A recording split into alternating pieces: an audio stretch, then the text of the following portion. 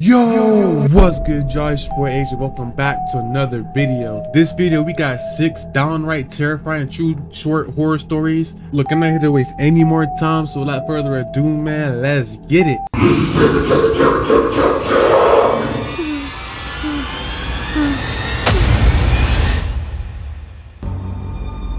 True horror stories. Story number I've gone one. on outdoor runs ever since I can remember. It was around 6 p.m. one night in the summer. I just finished eating a light dinner, and as usual decided to go on a run. I always run the same path, neighborhood sidewalks for about a half mile, then pass a gate into the forest where I run another 2 miles. Now, the forest I ran in has 2 separate paths, one paved and one not. The unpaved one is more scenic, so I'll usually take it on the way in. I'll then take the paved path when I turn around and start heading back. The paths into the forest are a bit hidden. I don't think many people know about them, so they're usually not that busy. It's actually kind of rare for me to see another person on my run. But of course, every once in a while, I'll meet some people walking their dog or something. But other than that, I'm pretty much alone. Well, at least I thought I was. I've been running in the forest for a while now, when I heard a notification coming from my phone. It wasn't a text message, rather an airdrop notification. I could tell from the sound. I panicked. Clearly someone had to have been close to me to send this. I tried to play it off like I didn't hear it and kept running for a few seconds. I then stopped to change the music. In reality, I was pulling out my phone to look at the notification. I clicked on it, and my heart sank. It was a Snapchat picture of me mid-run with the caption, "Come back."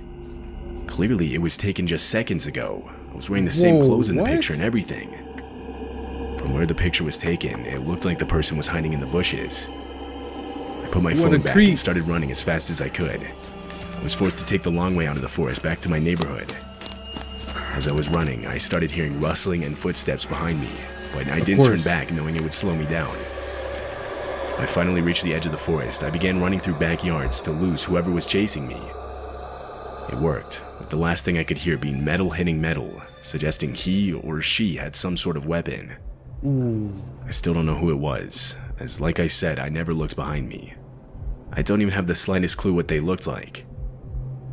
I don't know what they wanted from me.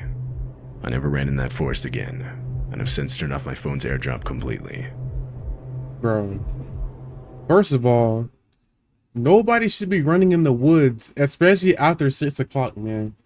You're never alone in the woods. There's always something in the woods that's nearby, whether it's a human or an animal or a creature. There's always something in the woods. I would never go in the wood or forest, whatever, same thing. But I would never go in there. Even during the morning time, I wouldn't go in there. That just doesn't make any sense. You couldn't have ran in the neighborhood or something like that? I have no idea, but this dude was smart. He took the long way home. And I'm still trying to figure out how he immediately got airdropped a picture of himself.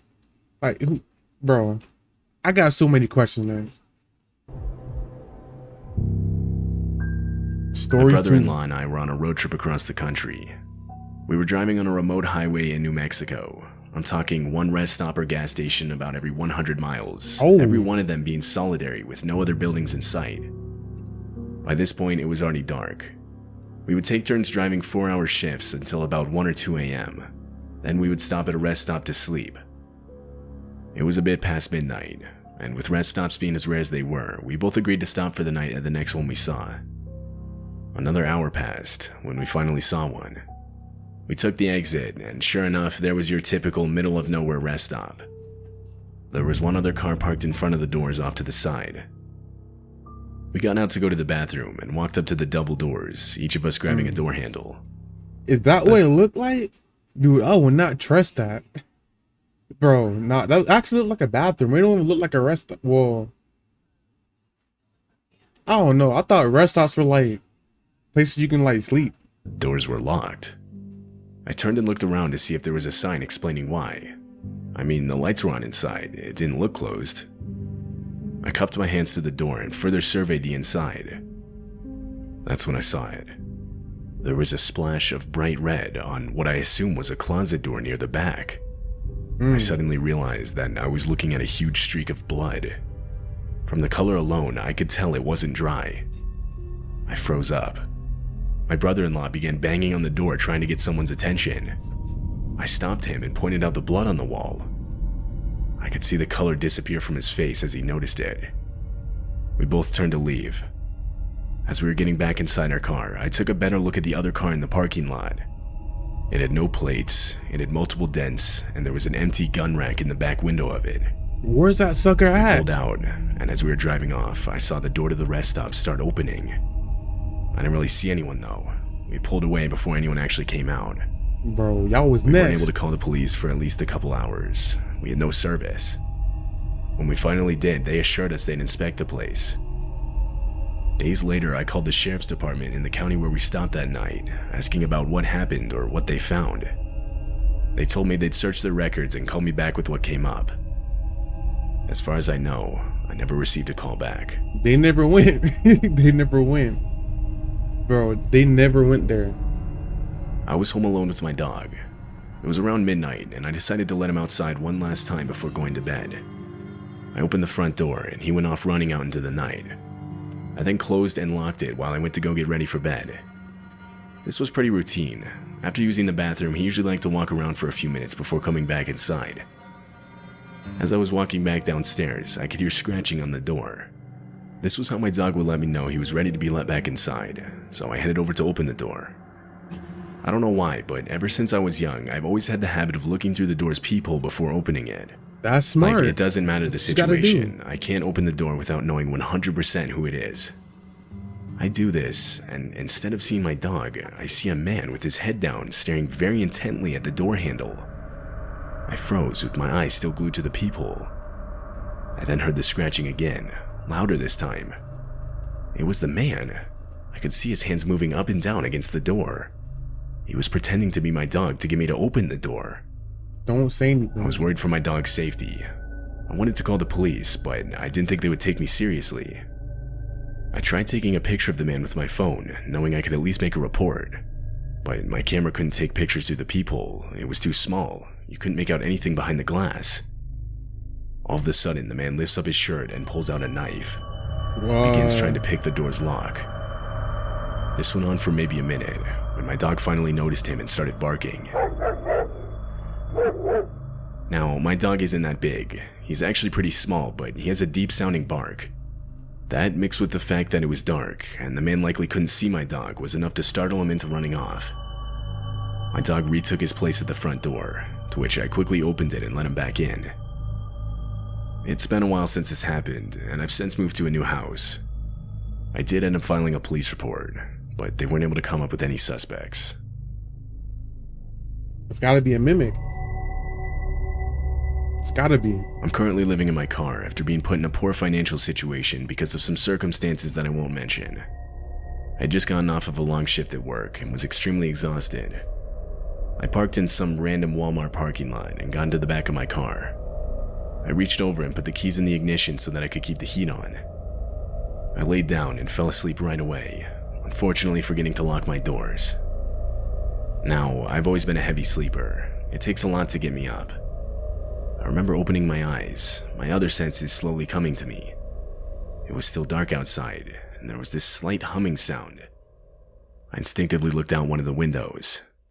I could see trees quickly passing by. Someone was in the driver's seat and the car was moving. They were wearing a hood, so I couldn't see their face.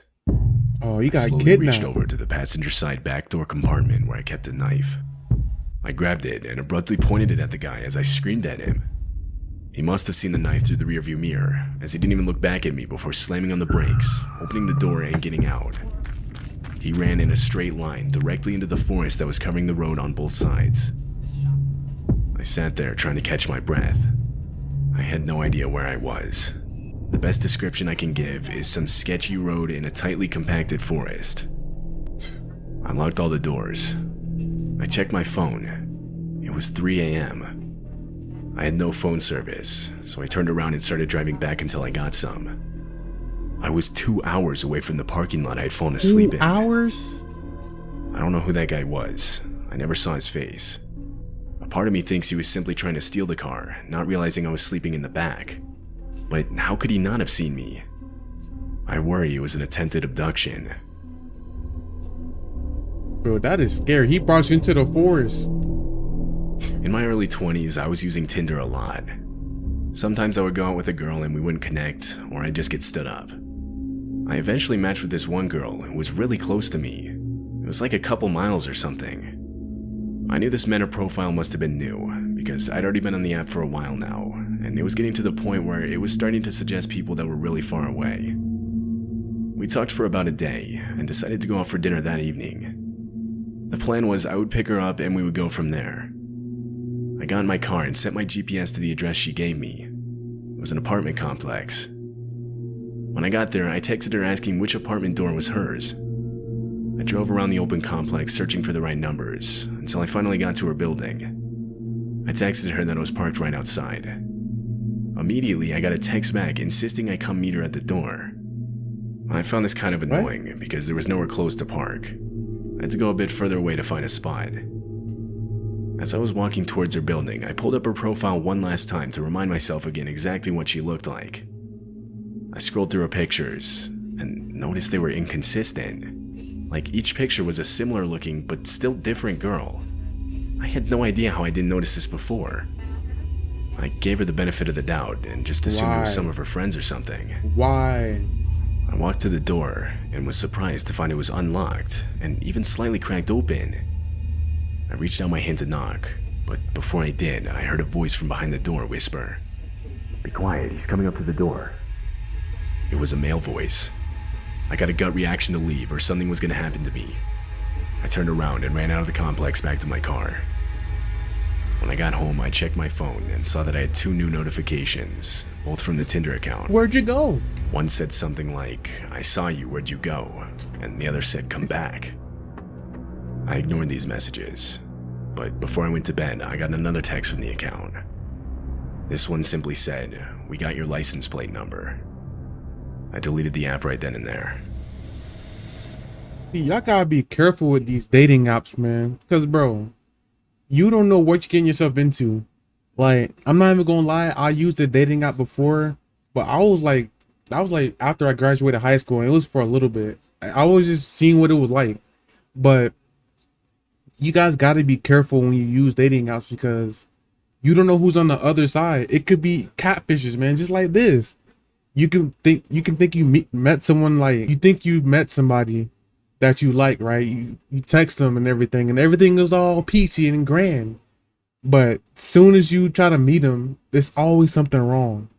Like like if let's say you're a guy, and if you're a guy, you think you're texting a girl, you think she's a sweetheart, but when you get to the location, it's a guy or a bunch of guys ready to ambush and rob you, maybe even kill you. You gotta, be careful with that. And the other way around, if you're a woman and you meet a guy or text a guy and you meet up with a guy, get kidnapped, man. It's just a whole bunch of red flags. Just, in my opinion, don't use dating apps. Just go out in the world and find somebody. You don't need to go on a dating app. I'm surprised dating apps still exist in 2025. But yeah, in my opinion, just go out, go find somebody, and that's the best natural way to find a partner. Just go out and look. Don't rely on dating apps, man. I deleted the app right then and there.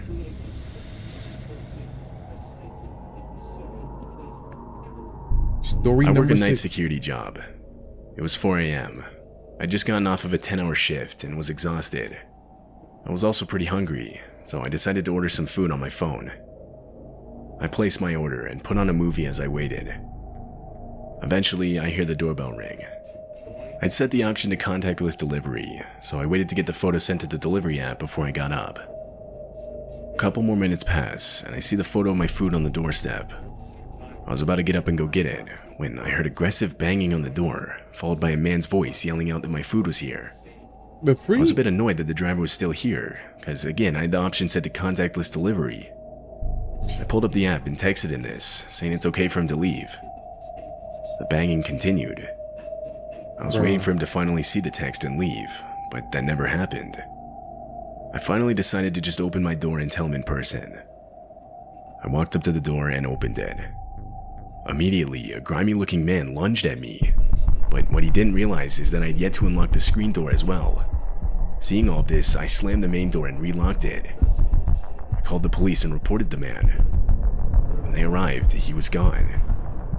I opened the delivery app to try and find out who he was. When we did, I noticed I had a text back from the driver. It was a confused message explaining how he had left the moment he took the picture of the food, and how he was never banging on my door. I had no idea what I was talking about. I ended up filing a report with the police, and that was it. I don't know who that guy was then. I don't know what he was planning that would make him go so far as to fake being my delivery driver just to get me to unlock the door. I still think about how he lunged at me, and how if I had left the screen door unlocked, he easily could have gotten inside. This is why you need to invest in Ring cameras, man. Those things save lives, believe it or not. Like, bro, have a Ring camera pointed out in the front door. You can capture anything, and then you see something or hear something that's weird, just look at the Ring camera, and then you get your answer right there. All right, y'all, I'm gonna end it off right there. Hopefully you guys enjoyed this video, man. I love you guys, and until next time, peace.